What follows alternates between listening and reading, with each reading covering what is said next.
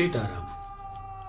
आपके लिए मैं यही मैसेज आप सबको दूंगा कि आप लोग जहाँ भी हों धर्म के साथ रहें, शांतिपूर्वक रहें, और हाँ, आँख और कान, नाक, जुबान, ये सभी माइंड को चौकन्ना रखें, क्योंकि कब क्या हो सकता है ये कोई नहीं जानता।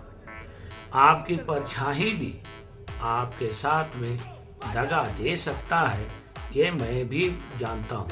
हमारी भी परछाई कभी कभी धोखा दे सकती है, ये मैं भी जानता हूँ, क्योंकि ये तो ईश्वर का देन है।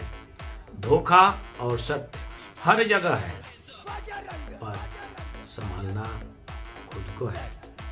सीताराम, हर हर महादेव, और जय श्री राम का नारा लगाते हुए मैं यहीं पे समाप्त करता हूँ।